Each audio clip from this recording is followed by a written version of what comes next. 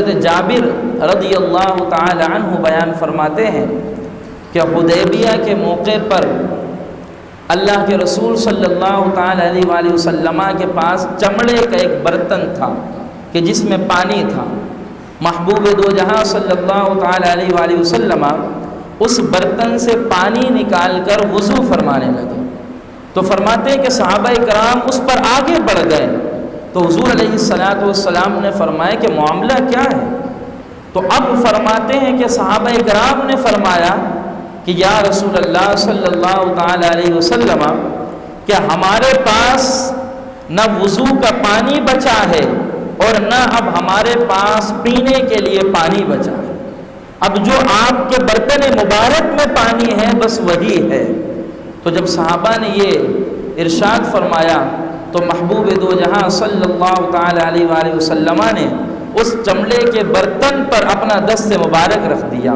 اپنا ہاتھ مبارک رکھ دیا۔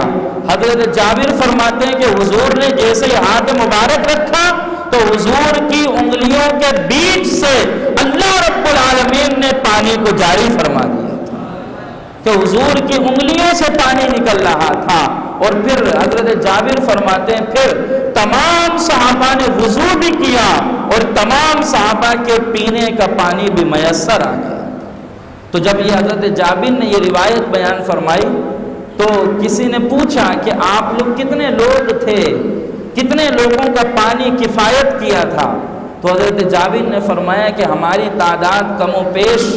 اس وقت 1500 تھی، مگر خدا کی قسم اگر 1,00,000 افراد ہوتے تو 1,00,000 افراد کو بھی وہ پانی کفایت کر جاتا، وہ پانی کفایت کر جاتا۔ آپ دیکھیے علماء فرماتے ہیں کہ حضرت موسیٰ علیہ السلام کو معجزہ برحق، مگر ان کا معجزہ کہ پتھر پر عصا مارا ادھر سے پانی پھوٹا، تو پتھر تو زمین کی جنس سے ہے اور زمین سے ہی پانی نکلا کرتا ہے۔ اللہ رب العالمین نے اپنے محبوب کو وہ کمال عطا فرمایا کہ یہ زمین کی جنس سے نہیں ہے انسان کا گوشت اور پوست، مگر محبوب کریم کو وہ کمال دیا کہ اس مقام سے پانی کو جاری فرما دیا۔ تو یہ درجہ اور یہ معجزہ اس درجے اور اس معجزے سے افضل اور اعلیٰ ہے۔